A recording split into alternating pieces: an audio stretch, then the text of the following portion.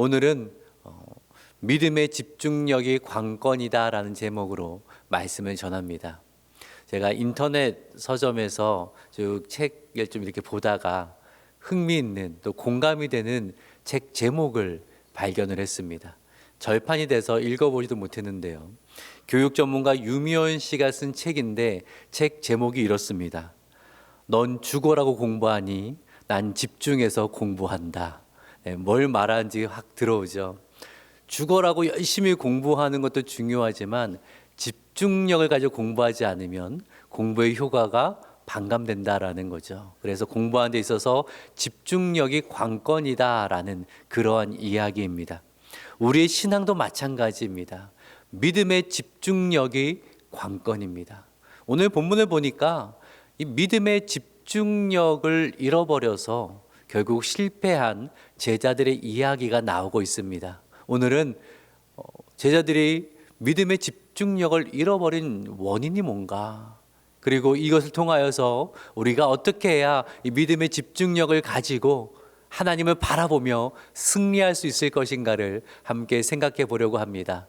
오늘 말씀을 통하여서 믿음의 집중력을 가지고 모든 상황 속에 승리하는 저와 여러분 되기를 주님의 이름으로 축복합니다. 아멘. 지난주에 우리는 예수님께서 베드로와 야고보와 요한을 데리고 높은 산에 오르셔서 영광의 모습으로 변화된 이야기를 살펴봤습니다. 변화산 이야기. 주님을 따르는 길이 고난의 길인 것으로 생각하고 두려워하고 머뭇거리는 제자들에게 이 길에 고난이 있으나 하지만 이 길은 영광의 길인 것을 보여주시기 위해서 인성으로 가리워진 그분의 영광을 제자들에게 보여주신 거예요. 그래서 이들이 어떠한 영광을 향해 나아가고 있는가 맛보기를 할 수 있게 하셨다라는 것입니다. 그 영광을 보니까 얼마나 황홀하고 좋은지 베드로가 뭐라고 말합니까? 초막을 짓고 여기 살았으면 좋겠습니다. 엉뚱한 얘기를 할 정도로 너무나 좋았다라는 거죠. 그리고 나서 이제 변화산 아래로 내려왔습니다. 변화산 위와 변화산 아래의 상황은 너무나 달랐습니다. 변화산 위에서는 제자들의 기쁨과 황홀감을 맛보고 있었다면 변화산 아래에 있는 제자들은 고전을 면치 못하고 있었거든요. 오늘 보면 17절과 18절의 말씀입니다. 17절은 제가 읽겠습니다. 무리 중에 하나가 대답하되 선생님, 말 못하게 귀신 들린 내 아들을 선생님께 데려왔나이다. 18절 같이 읽을까요? 시작. 거꾸러져 거품을 흘리며 이를 갈며 그리고 팔이 해는지라 내가 선생님의 제자들에게 내쫓아 달라 하였으나 그들이 능히 하지 못하더이다. 자, 예수님이 세 명의 제자들과 산에 오르셨을 때에 한 사람이 귀신 들린 자녀를 데리고 예수님을 찾아온 겁니다. 근데 예수님은 산에 오르시고 계시지 않았으니까 나머지 남아있던 9명의 제자들이 그 사람을 맞이했던 거죠. 이 귀신 들린 아이는 귀신이 강하게 역사하게 되어지면 땅에 거꾸러지고 입에 거품을 물고 이를 갈며 몸이 뻣뻣하게 굳어지는 현상이 나타나게 되었다라는 거예요. 이 아버지의 마음이 얼마나 괴로웠을까요? 마침 예수님이 계시다라는 소식을 듣고 왔지만 예수님은 산에 오르셨고 제자들이 예수님이 안 계신 상황 속에서 그 귀신 들린 아이와 마주하게 되었다라는 거예요. 이 제자들이 그 귀신을 쫓아내려고 노력했지만 능히 쫓아내지 못하고 고전하고 있는 상황에서 예수님이 오신 겁니다. 변화산 위와 아래의 상황이 참 다르다는 거예요. 변화산 위에서 제자들은 그 기쁨과 영적 황홀감을 누리고 있었더라면 변화산 아래에서는 제자들은 영적 무력함 속에 고전하고 있었다라는 거죠. 변화산 위는 너무나 아름다웠지만 변화산 아래는 괴로운 것으로 가득했다라는 거예요. 믿음과 삶의 간극이 분명하게 드러나고 있는 것을 우리는 발견하게 됩니다. 이 오스왈드 챔버스의 쓴 책 중에 주님은 나의 최고봉이라는 책이 있는데 그 책에서 그는 믿음과 삶의 간극에 대해서 이렇게 이야기를 했습니다. 제가 한번 읽어보도록 하겠습니다. 변화산에서 정상의 시간을 보낸 후 우리는 현실로 내려와서 조금도 쉴 틈이 없이 현실의 문제들을 대면하게 됩니다. 현실은 아름답지도 않고 시적이지도 않으며 신나는 일들도 없습니다. 높은 정상에서 느끼던 희열은 이제 계곡의 지긋지긋한 일들로 메워지게 됩니다. 여러분 그렇지 않습니까? 주일 예배 참석하여 하나님께 찬송드리고 기도하고 말씀을 들을 때는 위로와 기쁨과 만족이 있습니다. 하지만 삶의 자리로 돌아가면 어떻습니까? 나의 현실은 여전히 아름답지 않습니다. 기쁘지 않습니다. 영적 체험의 희열은 사라지고 지긋지긋한 문제들로 메워지는 것을 우리는 경험하게 된다라는 거예요. 하나님을 예배할 때는 하나님이 행하실 새 일을 기대함으로 나아갑니다. 그런데 삶의 여러 어려운 문제를 부딪히다 보면 그런 기대감은 다 사라지고요. 무너지는 나 자신을 발견하게 된다는 거예요. 그 귀신의 권세 앞에 한없이 작아지고 무력해졌던 제자들처럼 나 역시 세상 앞에서 한없이 작아지고 무력해지는 것을 발견하게 돼요.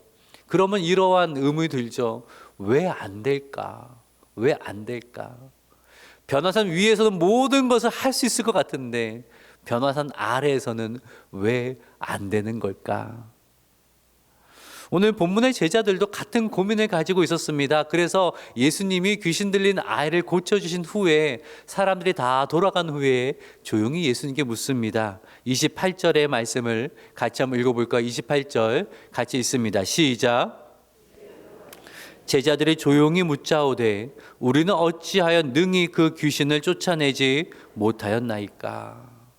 제자들이요, 귀신 들린 아이 앞에 섰을 때는 능히 쫓아낼 줄 알았어요. 왜냐하면 예전에 해봤거든요. 했었어요. 마가복음 6장을 보면요, 예수님이 제자들 둘씩 짝지어 전도 여행을 보냅니다. 그때 뭐라고 마가는 기록하냐면 더러운 귀신을 제어하는 능력을 주셨다라고 분명히 기록하고 있어요. 그리고 제자들이 두루 다니며 복음을 전할 때에 그런 놀라운 역사가 나타났어요. 마가복음 6장 12절과 13절의 말씀 우리 같이 한번 읽어봅시다. 시작. 제자들이 나가서 회개하라 전파하고 많은 귀신을 쫓아내며 많은 병자에게 기름을 발라 고치더라. 뭐라고요? 많은 귀신을 쫓아냈대요. 병자가 고침을 받았대요. 그때는 분명 되었는데 왜 지금은 안 되는 겁니까? 이러한 질문이 있는 거예요. 아예 성공한 적이 없다며 그래 나는 못해 라고 생각을 할 텐데 그때는 했었는데 그때는 됐는데 왜 지금은 안 되는 건지 우리도 이러한 고민을 가지고 있을 때가 있어요. 예전에는 믿음으로 부딪혀서 승리한 경험을 가지고 있습니다. 움츠러들지 않고 당당하게 부딪혔던 경험이 있습니다. 그때는 내 안에 담대함이 있었고요, 내 안에 이 영적으로 충만했고요, 하나님 나와 함께 하시면 믿으면서 그렇게 믿음으로 나아가던 그때가 있었는데 왜 지금은 안 될까? 왜 지금은 안 될까라는 생각이 든다라는 거예요. 이러한 질문에 예수님이 뭐라고 답을 하셨냐면요, 29절의 말씀을 같이 한번 읽어볼까요? 시작. 이르시되 기도 외 다른 것으로는 이런 종류가 나갈 수 없느니라 하시니라. 아멘. 이 말씀이 의미하는 바가 뭘까요? 이런 생각이 들었습니다. 제자들은 정말로 기도하지 않았을까? 귀신아 물러가라고 했는데 안 물러갔을 때에 그 9명의 제자 중에 단 한 사람도 기도하지 않았을까? 그러한 생각이 들더라고요. 정말 아무도 기도하지 않아서 너희가 기도하지 않았기 때문에 이런 능력이 나타나지 않은 것이라는 말씀일까라는 생각이 들었어요. 왜냐하면 이 문제가 그대로 우리의 삶에 적용을 하다 보니까 분명 기도했는데, 나 기도하고 시작했는데 근데 왜 안 되지? 지난번에 기도했을 때는 할 수 있었는데 왜 이번에는 기도했는데 안 되지라는 그러한 고민이 들 때가 있거든요. 도대체 예수님 무슨 가르침을 주시는 걸까? 그 고민을 가지고 다른 복음서 기자들은 또 어떻게 기록을 했는가 궁금해서 마태복음 17장을 봤습니다. 거기서도 동일한 사건이 있고요. 그 실패한 제자들에게 왜 안 됩니까? 라는 질문 앞에서 예수님이 이렇게 말씀을 하세요. 우리 마태복음 17장 20절의 말씀을 같이 한번 읽어봅시다. 시작. 너희 믿음이 작은 까닭이니라.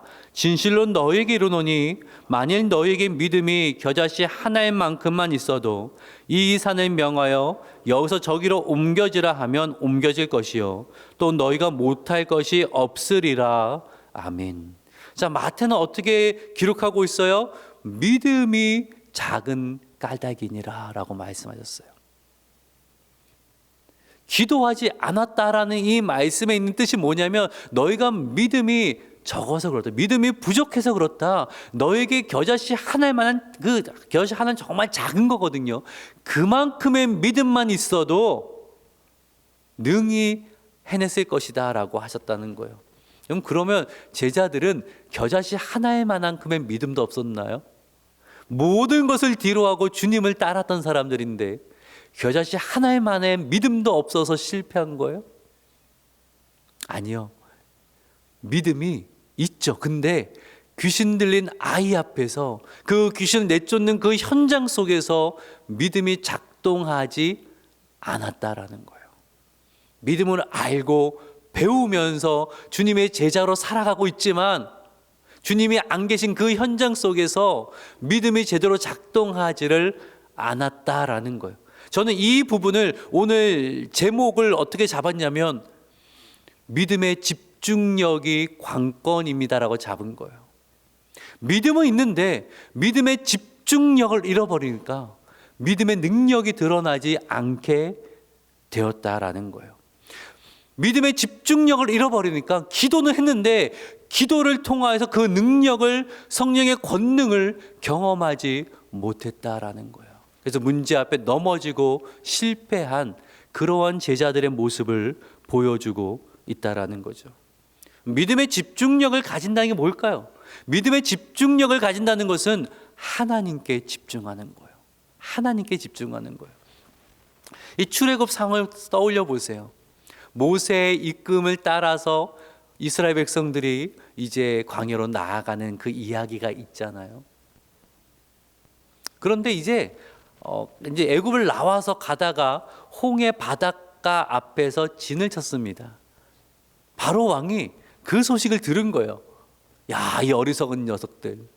바닷가에 진을 치면 도망갈 곳이 없을 텐데 너네 갇힌 건데 하면서 이집트의 군사들을 보냅니다. 가서 잡아와라, 쳐라.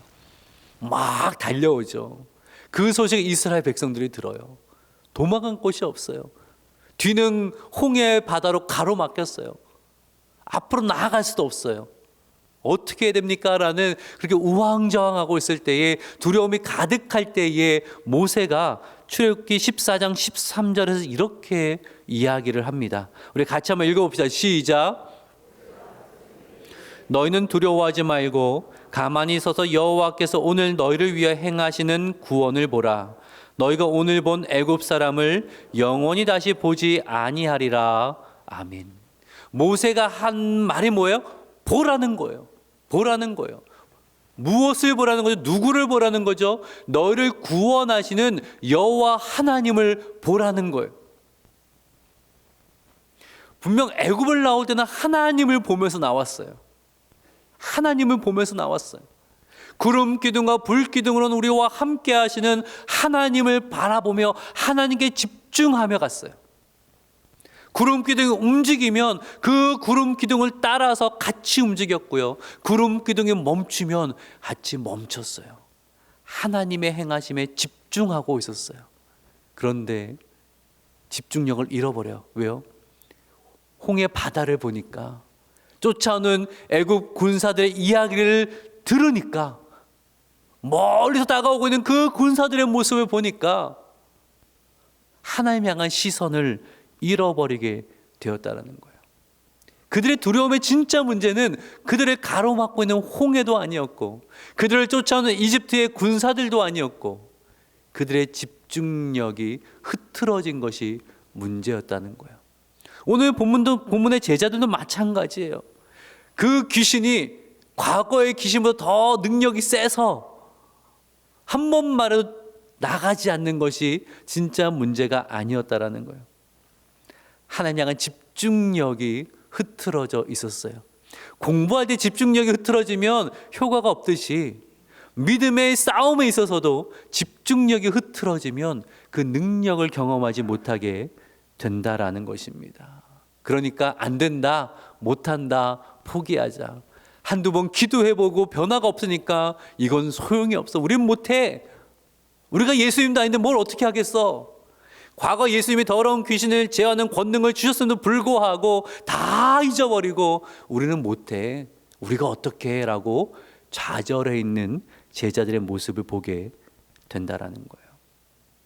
사랑하는 여러분, 어려운 문제에 당면에 있습니까? 더욱 하나님께 집중하셔야 돼요. 사람이 아니라 하나님께 집중하셔야 돼요. 내 문제의 크기가 아니라 하나님의 크심에 집중하셔야 돼요. 사람의 강함이 아니라 하나님의 전능하심에 집중할 수 있어야 된다라는 거예요. 꼭 기억하세요. 우리의 믿음의 싸움은 믿음의 집중력의 싸움이에요. 같이 한번 이렇게 말해 볼까요? 믿음의 집중력이 관건입니다. 믿음의 집중력이 관건입니다. 이걸 꼭 기억하셔야 돼요. 자, 그러면 믿음의 집중력을 잃지 않기 위해서 어떻게 해야 될까? 두 가지 적용점만 좀 드리겠습니다. 첫 번째는요, 같이 한번 읽어봅시다. 시작. 문제의 본질을 놓치지 말라. 문제의 본질을 놓치지 말라. 오늘 제자들의 상황을 보니까 그들이 믿음의 집중력을 잃어버렸던 이유가 본질을 놓쳤어요. 문제의 본질을 놓치고 있었어요. 자, 14절의 말씀을 같이 한번 읽어봅시다. 시작. 와서 보니 큰 무리가 그들을 둘러싸고 서기관들이 그들과 더불어 변론하고 있더라. 예수님 와서 보니까 제자들이 뭐 하고 있었어요? 서기관들과 변론하고, 이것은 논쟁하고 있었다는 거예요. 생각을 한번 해보니까 이런 상황이 펼쳐졌을 거예요. 귀신을 쫓아내지 못하는 걸 보고 서기관들이 그들을 조롱하거나 괜한 트집을 잡았어요. 평소 서기관들은 예수님이 귀신을 쫓아내는 것이 귀신의 왕의 힘을 빌어서 하는 거다라고 이야기를 했거든요. 그러니까 봐라, 너희 선생 예수가 없으니까, 귀신의 왕의 능력으로 행하는 예수가 없으니까 너희는 못하잖아. 이렇게 조롱하고 무시하고 시비를 건 겁니다. 그럼 제자들의 마음이 어떻겠어요? 같은 사람들이 모여들었고 멋지게 물러가라라고 했는데 아무런 일도 일어나지 않으니까 당혹스럽고 창피하기도 하고, 근데 서기관들이 무시하고 조롱하니까 얼마나 화가 나겠어요. 그러니까 이 서기관들과 논쟁하기 시작했다라는 거예요. 그런데 제자들에게 당면한 문제의 본질은 뭐예요? 문제의 본질은 이 아이를 치유하는 거예요. 그렇죠? 아이를 치유하는 것이 문제의 본질이에요. 지금 아이가 계속 고통받고 있는 것으로 인하여서 이 제자들이 아파하며 내 힘으로 안 될 때 더욱 하나님의 능력을 의지하며 기도했어야 되는 거예요. 한 번 기도 안 되면 두 번, 세 번 기도하면서 끝까지 하나님께 매달려야 됐어요. 근데 제자들은 본질을 놓쳐버리고 시비 거는 서기관들을 향하여서 자신의 감정을 쏟아놓고 있는 거예요. 어쩌면 그 실패했던 당혹한 모든 상황들, 그 모든 상황들에 대한 감정들을 서기관들 쏟아놓으면서 논쟁하고 있었을 거예요. 본질을 놓쳐버렸어요. 본질을 놓쳐버리니까 그 믿음의 집중력이 유지되지 않고 무너졌다라는 거예요. 사랑하는 여러분, 우리가 기도하고 시작할 때에 모든 일이 다 잘 된 것이 아니에요. 안 될 때가 있어요. 내 뜻대로 움직이지 않을 때도 있어요. 기도했는데 변화가 없을 때가 분명히 있어요. 예전에는 기도했을 때는 됐는데 왜 지금은 안 될까라는 생각이 들 수가 있어요. 옆에서 조롱할 수가 있어요. 아니, 당신은 기도한다며, 당신은 예수 믿는다면 왜 그러고 사냐, 왜 해결되지 않냐, 왜 당신의 병은 여전히 중하냐라고 세상 사람들이 조롱할 수도 있어요. 근데 문제의 본질을 놓치지 마세요. 서기관과 엉뚱한 논쟁을 했던 그 제자들의 실패를 답해서는 안 된다라는 것입니다. 왜냐하면 원수 마귀는요, 우리의 믿음의 집중력을 잃게 만들기 위하여서 본질을 놓치고 다른 것에 에너지를 쏟게 만들기 때문이라는 거예요. 사무엘서의 한나 이야기 아시잖아요. 불임으로 인하여서 고통받고 있을 때에 엘간의 두 번째 부인 분인나가 그 마음을 격동케 했어요. 힘들게 했어요. 근데 한나가 어떻게 하죠? 분인나가 싸우지 않았어요. 분인나와 논쟁하지 않았어요. 더 하나님께 매달렸어요. 왜요? 문제의 본질은 분인나가 아니라 문제의 본질은 하나님 나에게 자녀를 주지 않은 것에 있거든요. 그러니 그 문제의 본질을 놓치지 않기 위해서 더욱 힘써 기도했어요. 더 집중해서 기도했어요. 그를 통하여서 믿음의 자녀 사무엘을 얻게 되었잖아요. 여러분에게 당면한 문제의 본질이 무엇입니까? 지금 여러분은 그 문제의 본질을 가지고 씨름하고 있습니까? 아니면 본질은 놓쳐버리고 다른 것과 논쟁하고 있지는 않습니까? 여러분 한번 잘 점검해 보세요. 문제의 본질이 아니라 내 자존심을 건든 사람들과 논쟁하고 나라에 대해 제대로 평하고 있지 않는 그 사람들과 논쟁하고 있지는 않습니까? 문제의 본질을 놓쳐서는 안 됩니다. 곧 설 명절입니다. 설 명절이 되면 사랑하는 가족, 친지와 만나는 좋은 시간도 있지만 어떤 분들은 믿지 않는 가족 또 친지들로 인해서 마음고생하시는 분들도 사실은 많이 계시죠. 만약 그런 일이 있다면요, 문제의 본질을 놓치지 마세요. 문제의 본질이 뭐예요? 그들이 구원받지 못한 게 문제의 본질이에요. 그렇죠? 구원받지 못한 게 문제의 본질이에요. 이 부분을 갖고 씨름하면서 이 문제를 해결하기 위해서 사랑의 수고를 더해야 되지, 괜한 논쟁에 빠져들지 마세요. 에너지를 잘못 쏟지 마세요. 그럼 본질은 잃어버리고 믿음의 집중력을 놓쳐버리는 하나님의 능력을 경험치 못하는 일들이 일어나게 된다라는 것입니다. 그러기에 첫 번째, 문제의 본질을 바로 붙들고 그 본질을 해결하기 위해서 하나님과 씨름하는 저와 여러분 되기를 주님의 이름으로 축복합니다. 아멘. 자, 두 번째로는요.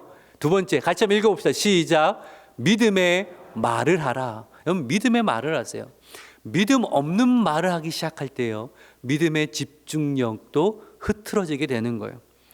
오늘 본문의 22절을 보면 귀신 들린 아버지가 예수님께 와서 뭐라고 말씀합니까? 같이 한번 읽어볼까요? 시작. 무엇을 하실 수 있거든 우리를 불쌍히 여기사 도와 주옵소서. 어떤 뉘앙스인 것 같아요? 주여 믿습니다. 이 아이를 고쳐 주시옵소서라는 거요? 아니요. 주님 하실 수 있습니까? 제자들은 못하던데 주님은 하실 수 있습니까? 믿음 없는 간청을 하고 있는 거예요. 참 이상하죠. 예수님이 바로 앞에 계시는데 예수님 붙들고 주여 이렇게 해야 되는데 그게 아니라 하실 수 있거든 이라고 그렇게 말하고 있는 거예요. 왜 이 아버지는 믿음 없는 간청을 하는 걸까? 곰곰이 상황을 묵상해 보니까 제자들의 탓이 커요. 제자들이요 아마 그랬을 거예요. 물러가라, 귀신은 물러가라 했는데 꿈쩍하지 않아요. 한번 기도하고도 물러가라 했는데 변화가 없어요. 그러니까 이거 안 되는 것보다 이거 소용이 없다. 이 아이는 고칠 수가 없어요. 그냥 이렇게 살아야 돼. 어쩔 수 없어요. 믿음 없는 말을 하기 시작한 거예요. 그 믿음 없는 말이 영향을 끼치다 보니까 그 아버지의 믿음도 흔들린 거죠.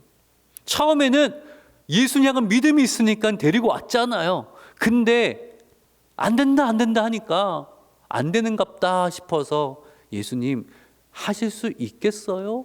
이렇게 말을 하고 있는 거예요. 그러니까 예수님이 그 믿음 없는 말을 들으시고 이 사람의 말부터 고쳐야겠다라는 생각이 든 거예요. 자, 23절과 24절. 23절은 제가 있습니다. 예수께서 이르시되 할 수 있거든이 무슨 말이냐? 믿는 자에겐 능히 하지 못할 일이 없느니라 하시니 24절 같이 있습니다. 시작. 곧 그 아이의 아버지가 소리를 질러 이르되 내가 믿나이다. 나의 믿음 없는 것을 도와주소서 하더라. 아멘. 그가 그때 깨달았어요. 주님, 내가 믿음 없는 말을 하고 있었습니다. 주여, 나를 불쌍히 여겨 주시옵소서. 나의 믿음 없는 것을 도와주시옵소서. 그가 깨닫고 믿음의 간청을 하고 있는 거예요. 사랑하는 여러분, 말에는 힘이 있어요. 믿음 없는 말하기 시작하면 정말 믿음이 작동하지를 않게 되는 거예요. 반대로 믿음의 말을 할 때에 믿음의 집중력을 가지고 믿음이 작동하게 된다라는 거예요. 베드로를 보면요, 참 훌륭한 점이 있다면 그는 믿음의 말을 하는 사람이었어요. 가끔씩 그 말이 실력을 앞서갈 때도 있었죠. 예를 들어서 예수님이 다 너희가 나를 떠날 거야 라고 붙잡히시기 전에 말씀하실 때 베드로가 뭐라고 했어요? 주님, 아닙니다. 저는 죽을지언정 주님을 따르겠습니다 라고 믿음의 말을 했어요. 근데 아직 실력이 안 되니까 그렇게 하지 못했어요. 실패했어요. 예수님 부인했어요. 근데요, 베드로의 마지막은 그 믿음의 고백대로 됐어요. 그는 십자가 앞에서 주님을 부인하지 않았고 전승에 따르면 십자가에 거꾸로 매달려 죽었다고 합니다. 그는 실패한 적도 있었지만 그는 그래도 믿음의 말을 했어요. 실패한 자신에게 예수님 찾아오셨을 때에 나는 주님을 사랑합니다. 그는 믿음으로 고백했어요. 나는 예수님을 따르겠으면 믿음으로 고백했어요. 그리고 그는 그 믿음으로 살았던 것을 우리는 알고 있습니다. 사랑하는 여러분, 믿음의 역사를 경험하기를 원하신다면, 믿음의 승리를 경험하기를 원하신다면 우리의 말부터 바꿔야 합니다. 하나님의 새 일을 기대하는 사람이 안 되겠다, 죽겠다, 이건 가능성이 없다, 이런 말 하면 되겠습니까? 예수님께서 믿는 자에게 능치 못함이 없다고 하셨는데 우리가 그러면 안 되죠. 안 된다가 아니라 뭐라고요? 된다. 하나님이 도와주시면 된다라고 해야죠. 죽겠다가 아니라 뭐라고요? 살겠다. 주님 나와 함께 하시니, 주님 나와 함께 하시니, 나와 동행하시니 내가 오늘을 믿음으로 살아갑니다. 기쁨으로 살아갑니다라는 고백을 해야 되는 거죠. 불가능하다가 아니라 믿는 자에게 능치 못함이 없다고 하셨습니다. 하나님을 믿고 나아갑니다. 이런 믿음의 고백으로 바뀌어야 한다라는 거예요. 제가 아직 경험이 부족한 젊은 목사이지만 참 힘을 받을 때가 어떤 분들은 다른 목사님은 당회하면 힘이 쫙 빠진다고 하는데 전 당회하면 힘을 얻어요. 왜냐하면 여러 가지 이야기를 하죠. 그리고 결정을 하면요, 한결같이 우리 장로님들이 목사님 해보죠. 해봐야 알 수 있잖아요. 그렇게 말씀들을 하세요. 그러니까 정말 그 믿음을 가지고 기도하면서 제가 아직은 경험이 부족하지만 여러 연약함이 있지만 그래도 해보는 거예요. 그러니까 변화들이 일어나고 하나님 부어주신 은혜와 역사를 경험하게 되는 거예요. 만일에 제 주변에서 목사님 그거 안 돼요, 못 해요, 가능성이 없어요, 우리 죽겠어요, 뭐 이렇게 말씀하신다면 저 당회할 때마다 막 힘들 거예요. 근데 늘 믿음의 말씀들을 하시니까 얼마나 참 도움이 되는지. 제 주변 분들 그런 분들이 참 많아요. 할 수 있습니다, 하나님 계시잖아요, 해봅시다, 이런 분들이 참 많아요. 그게 얼마나 큰 힘이 되어지고 제 믿음이 작동하고 제 믿음의 집중력을 높여주는가 몰라요. 사랑하는 여러분, 자녀를 볼 때에 믿음의 말을 해주세요. 그 자녀의 믿음의 집중력이 올라가도록. 오랜만에 만나서 너는 왜 못하냐, 너는 왜 그 꼴이냐, 너는 언제 그럴래, 그러지 마시고 너는 잘 될 거야, 하나님 너와 함께 하시잖아, 믿음의 선포를 해주세요. 그 자녀가 믿음이 작동할 수 있도록, 믿음의 집중력이 높여질 수 있도록 주변에서 믿음의 말을 할 수 있어야 된다라는 것입니다. 말씀을 마칩니다. 오늘은 믿음의 집중력이 관건이라는 제목으로 말씀을 드렸어요. 우리의 믿음의 싸움은 믿음의 집중력의 싸움이에요. 이 집중력을 잃지 마셔야 돼요. 그래서 두 가지 적용점 드렸어요. 첫 번째는 본질을 잃지 마세요.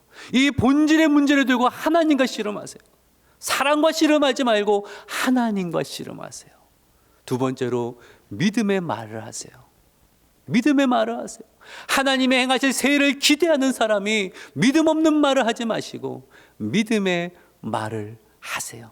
그럴 때에 믿음으로 살아가게 될 것이고 믿음으로 행하게 될 것이고 믿음의 역사를 경험하게 될 줄로 믿습니다.